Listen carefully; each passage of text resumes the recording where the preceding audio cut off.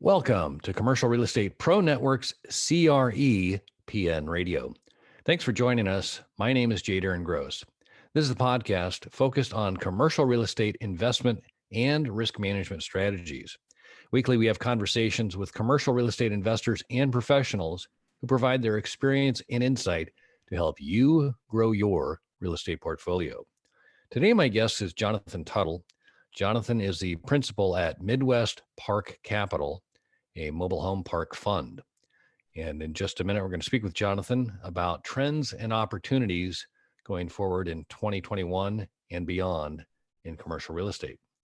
But first, a quick reminder, if you like our show, CRE PN Radio, there are a couple things you can do to help us. And we'd love if you would do the following. You can subscribe, like, and share, and please consider leaving a comment. We love to hear from our listeners. Also, if you'd like to see how handsome our guests are, be sure to check out our YouTube channel, and you can find us on YouTube at Commercial Real Estate Pro Network. And while you're there, please subscribe. With that, I want to welcome my guest, Jonathan. Welcome to CRE PN Radio. Thank you so much for having me. I'm excited to be here. Well, I'm looking forward to our talk today. Before we jump into it, if you could take just a minute and share with the listeners a little bit about your background. Sure. Yeah, it's a pretty extensive real estate background. I grew up in a real estate family. My dad was a general contractor, so he built around 82, 83 custom homes, single family. And so when I was a kid growing up, he had the real estate brokerage offices. He had 3 of those.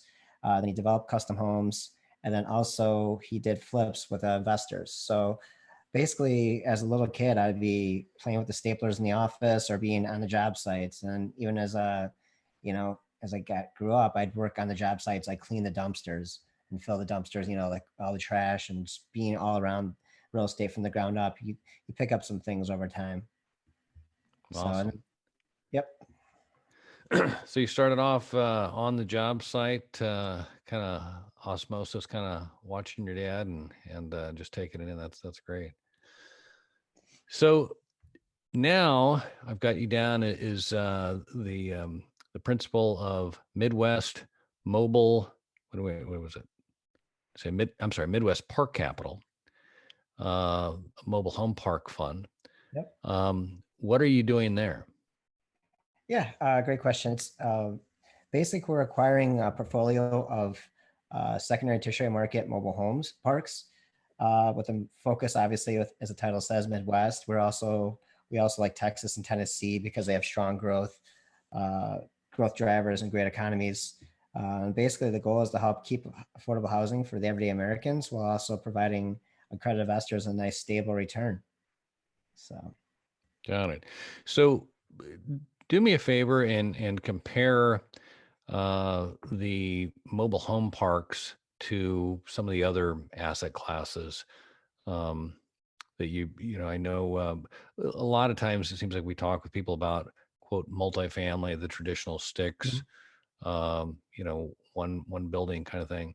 Can you kind of break it down for us, kind of compare and contrast how the two are different from an investor standpoint? Sure. Yeah, that's a great question. Because our closest similarity is definitely multifamily, but it's going to be like C-class apartments, most likely. The challenge is it's the same premise. Ideally, when you're buying a mobile home park, there is a little complications. One of the things that differentiates us is we have a lot of like older laws, like grandfather laws, because it's called not legal but non-conforming. For zoning. So a lot of these were built in the 50s, 60s, and 70s, and the laws have changed. They've kind of become, some of them have the stigma, and so some of these cities or towns don't want parks in their communities. So that's the one biggest differentiator, because apartment buildings, you could pretty much, as long as they have the zoning, it's pretty easy to get approval comparatively. There's only about maybe 10 new to park developments in the last 20 years.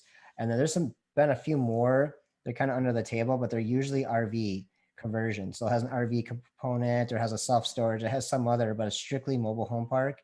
It's almost impossible to get the zoning, and it's also not really economically viable. Unlike, multifamily, where you'd actually develop it you bring in the marketing, you fill out the units, and it fills up right away. Mobile home parks is kind of like building a subdivision if you had to do it from the ground up, because you have to bring in all these manufactured housing, and it's not cheap. And that the average price of a new mobile home is about $80,000. So you could just imagine if you have 200 or 300 lots, it's multifamily. If you're doing ground up development, it's a lot better play. But our true value is just buying a park that's already, which is almost all of them, is buying a park that's already cash flowing. And that's where you'd already know the cash flow. And actually right now, to kind of give you some context, it's the first time ever that Fannie Freddie, so Fannie Freddie, obviously there's financing, the government backed, and there's CMBS and traditional banks. But for the first time ever, Fannie Freddie, they have to allocate about 30 or 35%. I don't know exact amount towards affordable housing. So available 10 years ago was almost impossible to get. Hey, can you back up just one second? You Sure. were the audio broke down a little bit. I just want to make sure we get this. You were talking about Fannie and Freddie, and you Mhm. mentioned 30%, but I didn't catch the Oh, balance of that. about 30% is allocated towards affordable housing. So, which is a new thing they've passed with I think it was a CARES Act or one of the acts from 2017. I don't remember the exact name. But it's the first time in history that Fannie and Freddie is financing the terms are better with mobile home parks than they are with multifamily. So we're seeing high twos, low threes, non-recourse, and it's about I think it's a little bit slightly better than multifamily right now. So we're getting that type of financing. So we have those nice spreads, and that's where you get the cash on cash. If you have a 6.5, 7 cap, which is kind of what you're seeing for parks nowadays. And depends obviously on your market, not the quality of the asset. You get that nice teen cash on cash, if not a little bit higher. So, or IRR eventually too as well. So that's another aspect of the zoning. It's almost impossible to develop it. And just as a lot of different laws with the city kind of is your biggest challenge usually, because they have um, their own preferences of what they want for type of commercial properties they want in their neighborhood, because mobile home parks don't necessarily have like the greatest name. People kind of have the stigma behind it, but if you've driven through some of them, there's a lot of really nice ones. I mean, the most of them, if it's maintained right, it's a nice asset. Got it.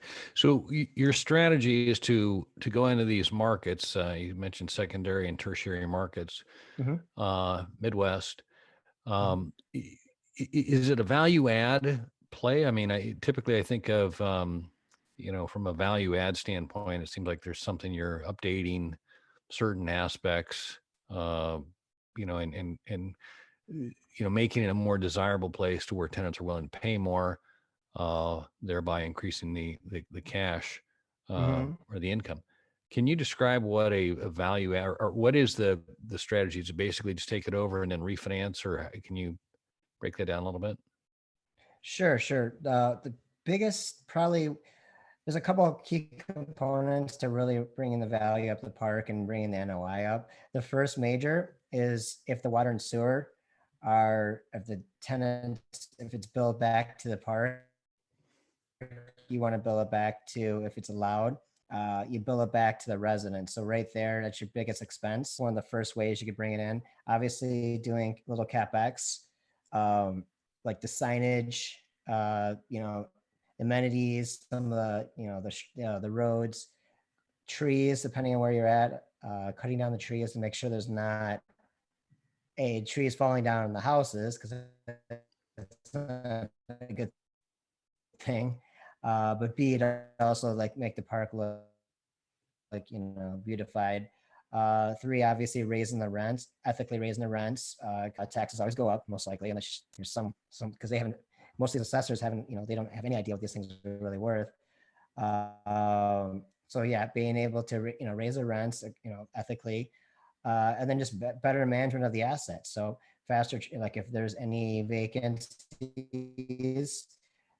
making sure to get them on, market them correctly online, and having your manager on top, making sure you bring in the right tenants.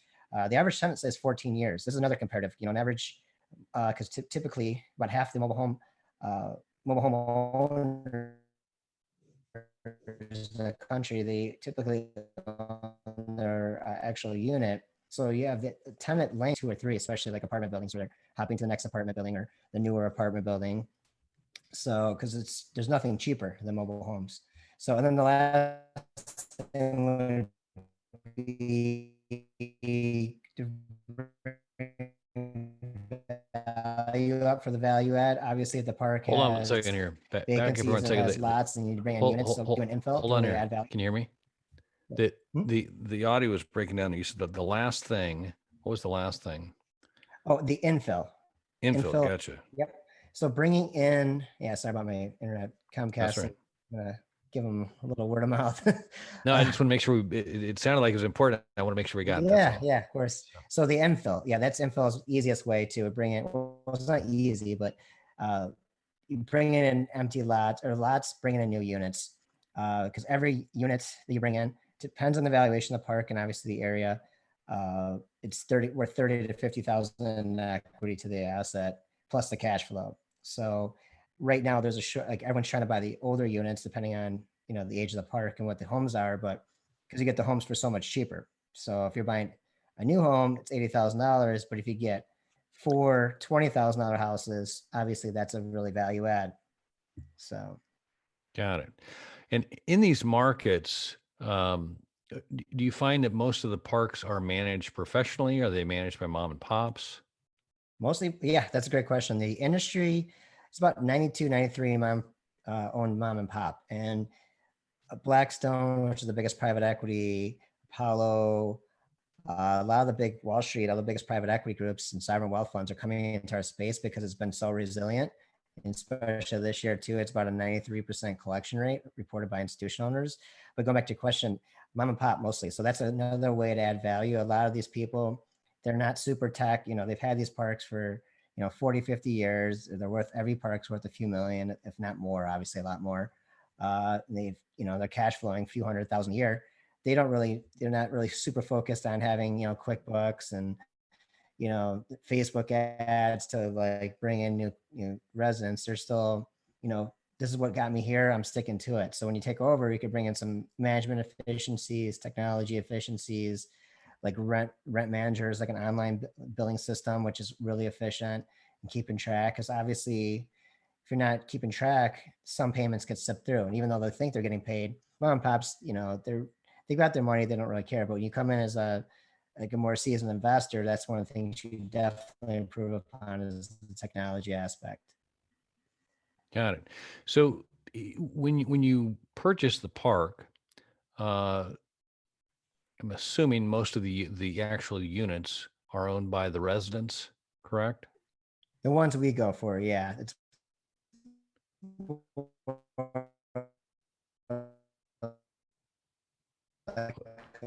called like a land lease community.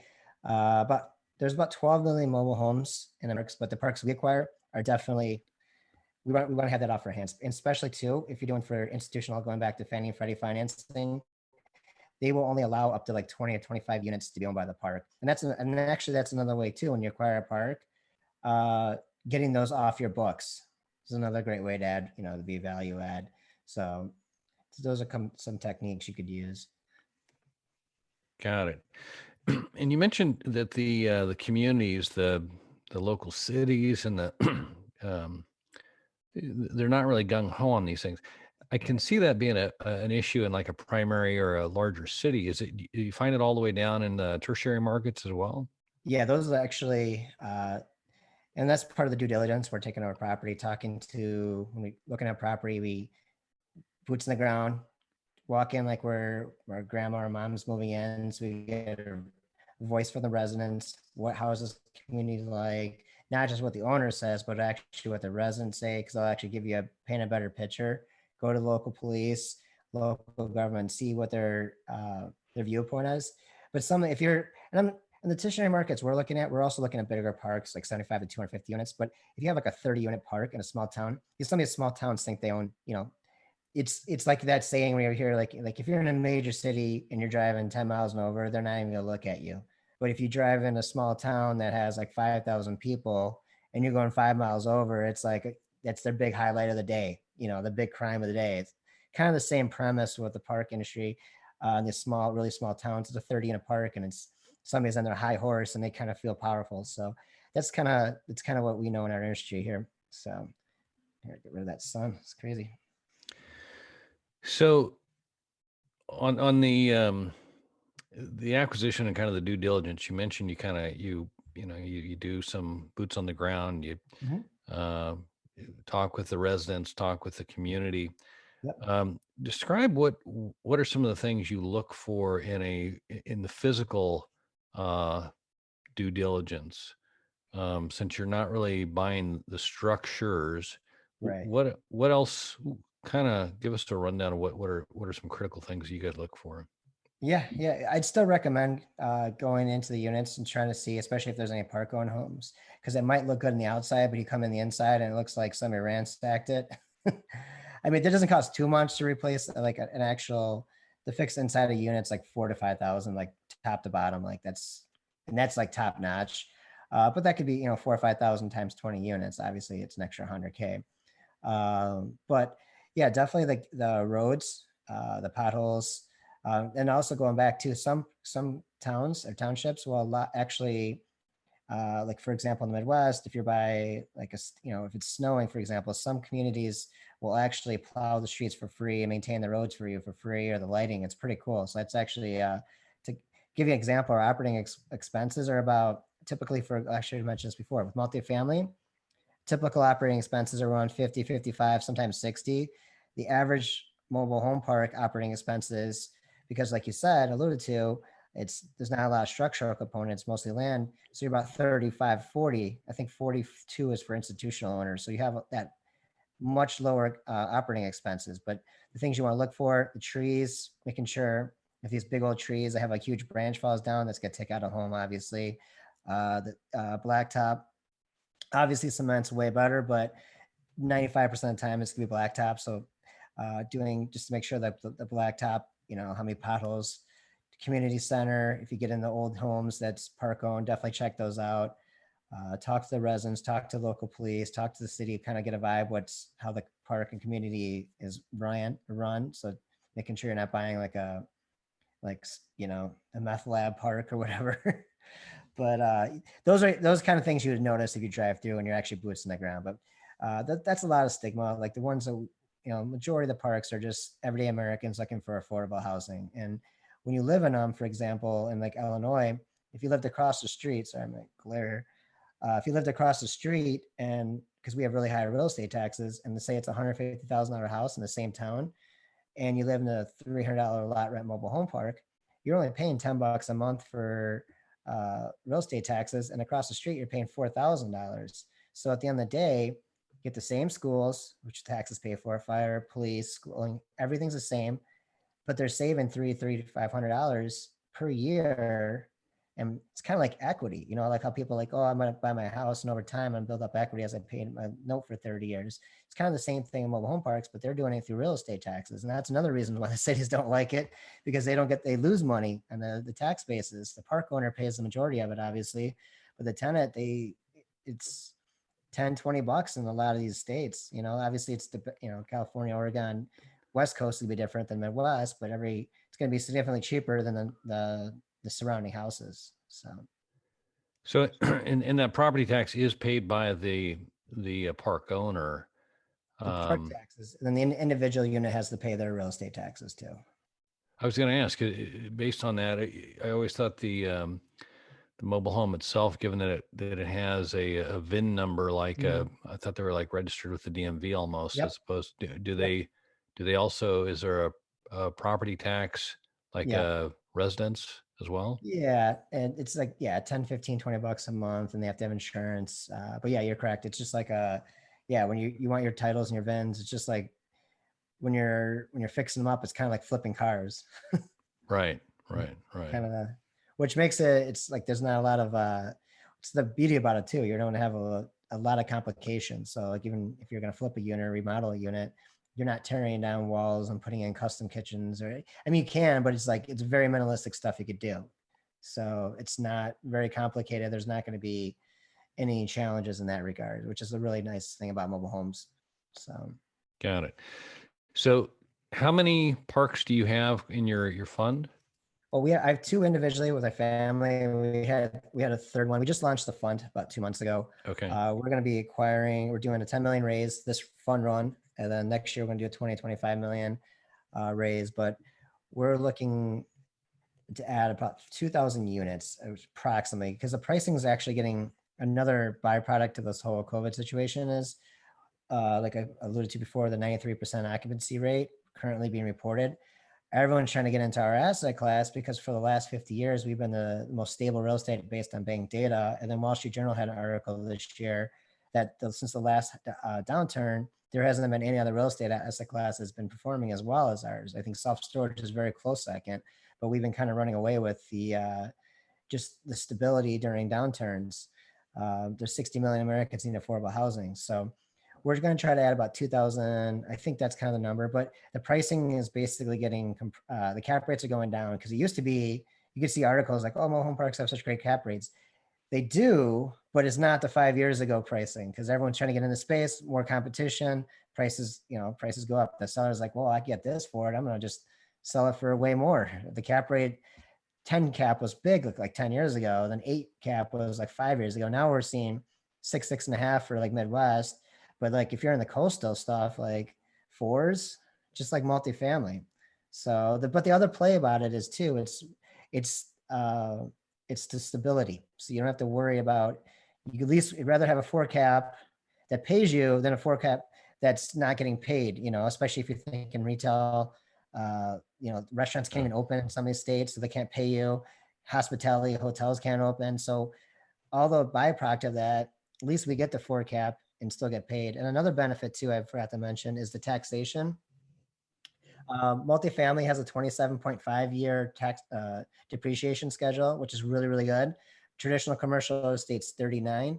Mobile home parks are 15. So the taxes look better for your K1s because you depreciate the about 75%, 70 to 75% of the purchase. So land improvements, basically. The land improvements can be deducted at 15 years.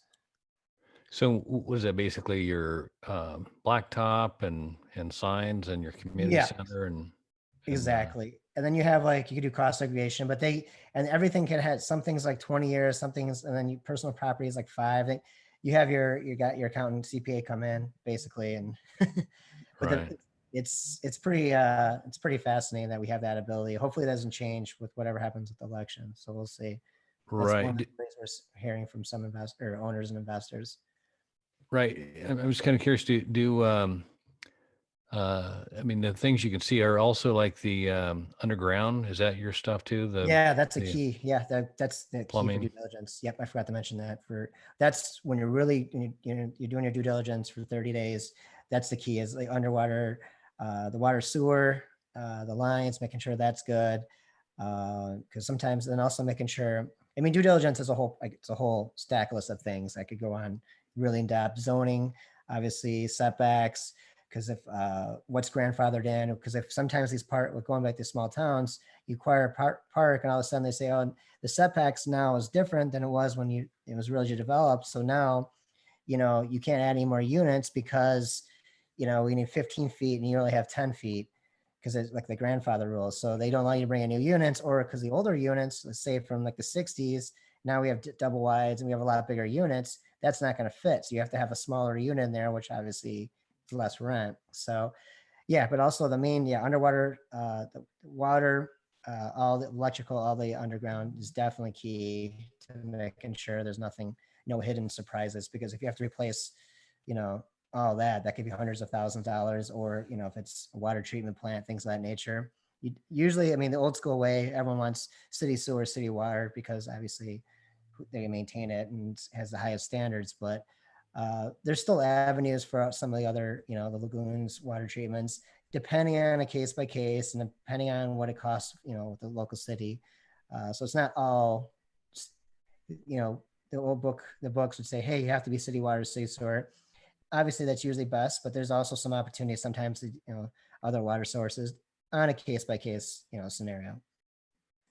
Got it. So, give me an idea on what space rent runs, kind of What are you seeing? I mean, I'm sure it varies from market to market, but just kind of curious if, and I don't know if you can even compare to like what a, multifamily, space rent, or not a space, but a unit rent, Right. or I don't know how, I'm just kind of curious how you assess that.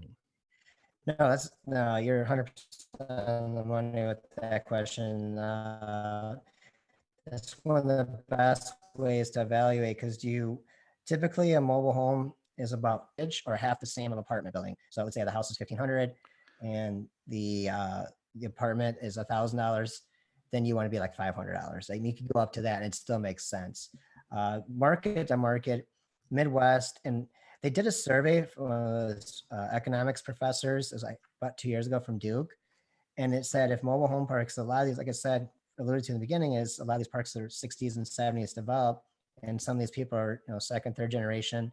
They've got millions of dollars of equity, and they're making 300, 400,000 in revenue a year just from cash flow. So they sometimes they don't raise their rents because they already have as much money that they need. And especially if you live in like a small town American, you have like $400,000 coming in a year, you're doing pretty good. So a lot of times they're saying that for the going back to the Duke professor, he was saying their lot rents in say the early 60s were 50 bucks approximately across America. That would equate to about $500 today in today's, with inflation.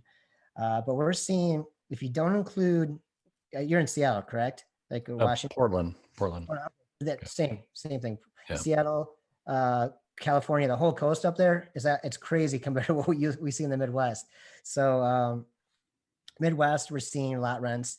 Depends on market, 300 to 400. If it's closer to a bigger city, 500 to 600. Same with like Texas and Tennessee.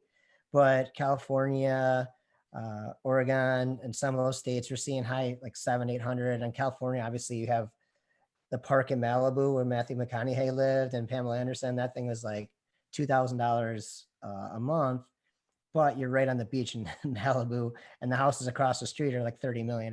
So yeah, see, it's all across the board, but on average across the country, about 350 to 425. It's kind of like the number you approximately see.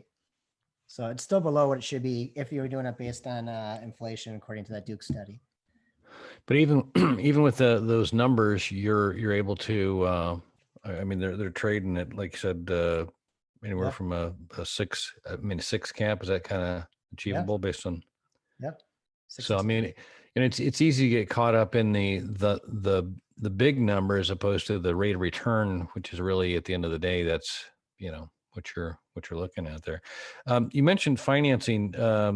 Typically you think of like you know I guess a larger Freddie or Fannie property you can get by more often, I think, with like 20% down.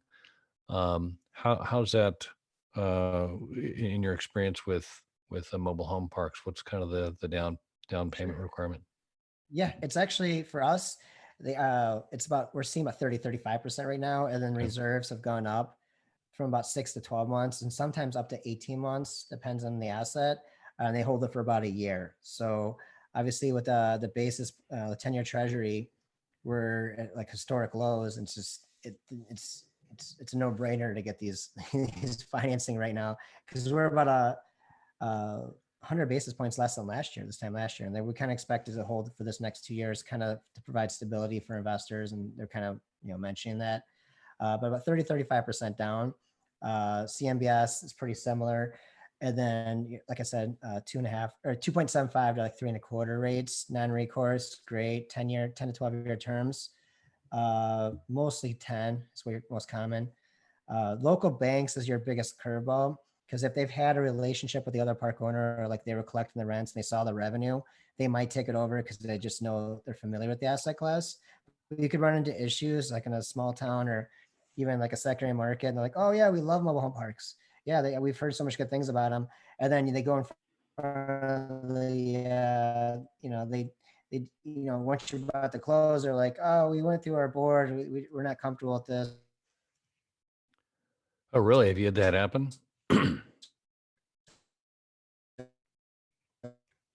Oops, lost your audio We there. need X amount of down, and like it kills deals. Not us, but I've known a lot. Yeah, no, not for us. We haven't had that happen for us, but I know people have had that issue with the banks. Definitely just backing out at the last moment. So, and the rates are higher. They're about 5.25, 5-year terms.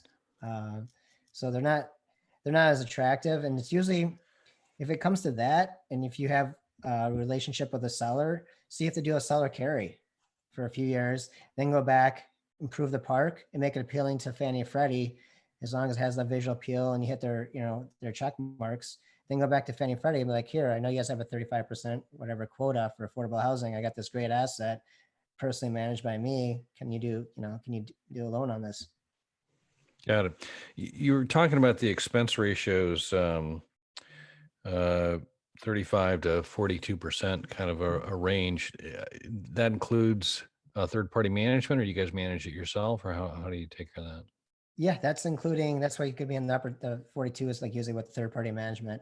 Yeah, but we have the biggest property manager. Well, the ones we own personally, we do it ourselves. They're smaller parks, so it doesn't need as much. What we found too is when you're buying parks, the bigger is easier. It's more operational efficiencies and 75 and above. That's why we're focusing on that 75 to 250 for our fund.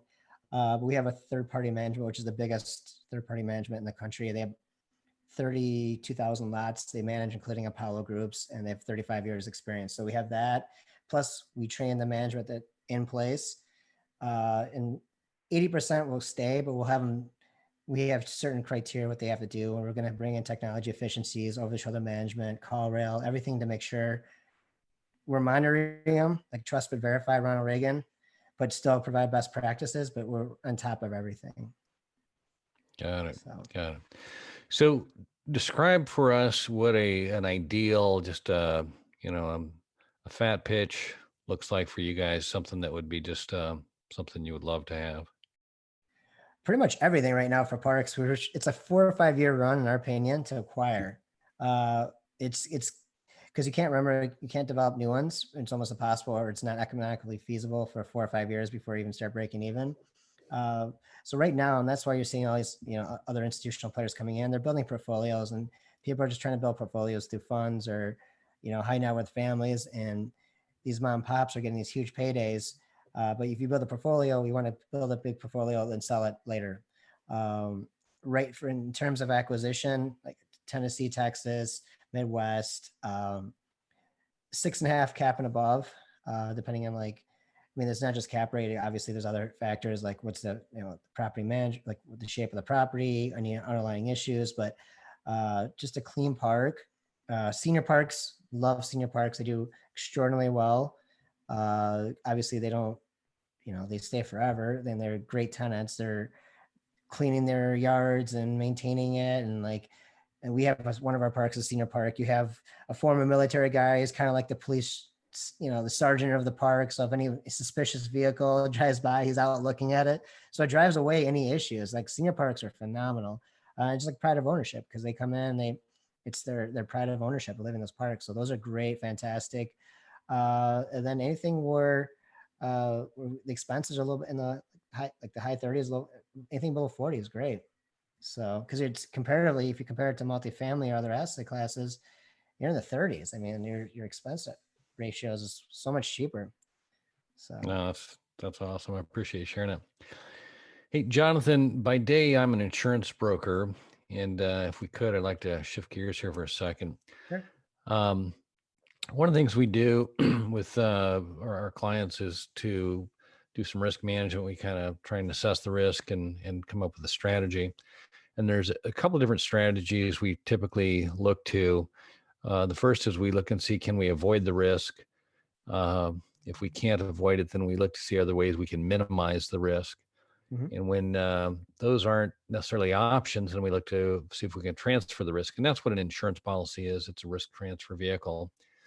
And I like to ask my guests if they can look at their own situation. It could be your the way you invest, your clients, the market, interest rates, the economy, however you want to identify or focus on what you consider to be the biggest risk.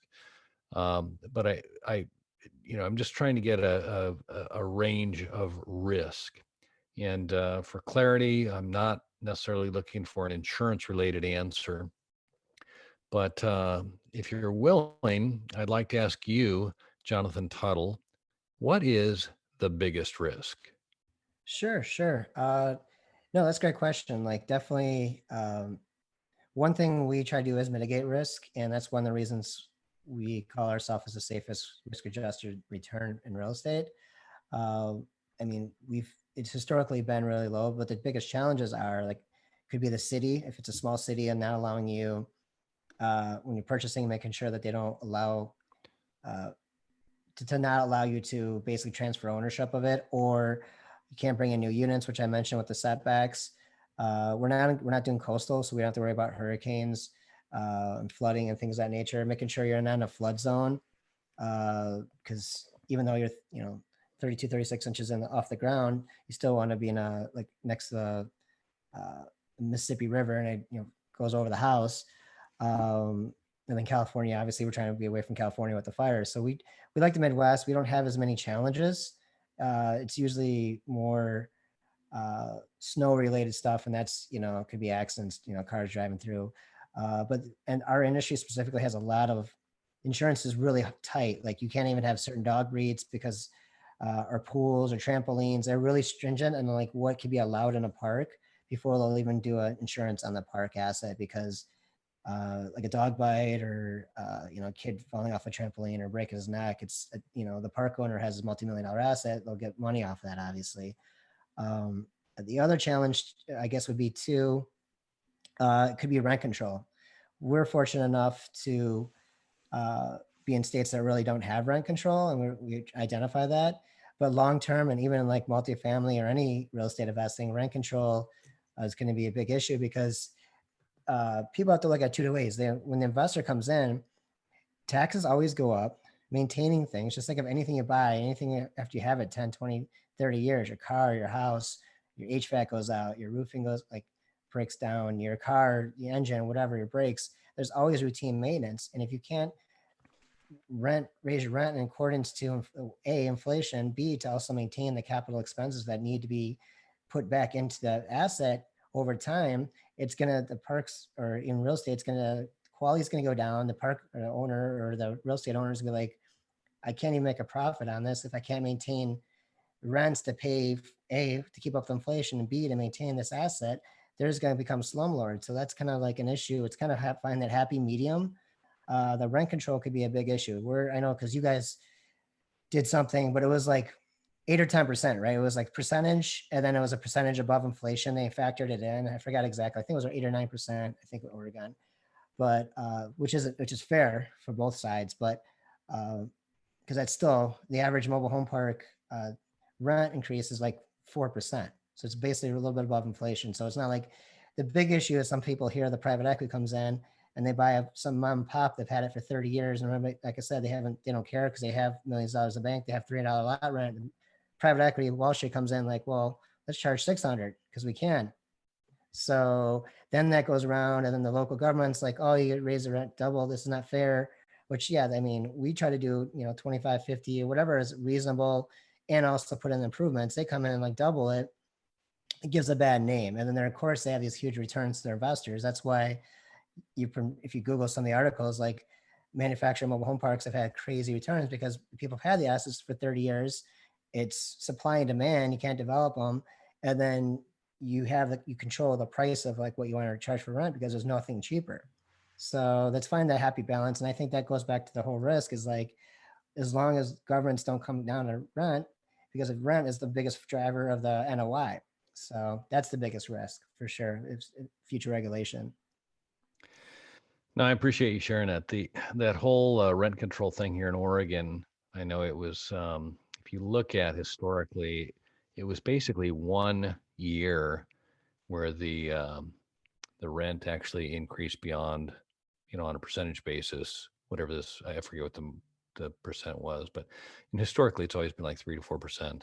Yeah. What people have gotten, and basically it was a function of you had a lot of people losing their homes, and the demand for rental properties far exceeded Right. the and so what ended up happening was, you just had this influx, kind of a market thing, which it's always kind of funny how they blame the landlord on that. But you're right though. I mean, with the fear of some of these big Wall Street funds coming in and buying it and not being sensitive to how you can do that. You could throttle it up so fast that it Right. draws attention and kind of sours the whole thing. I think Yep.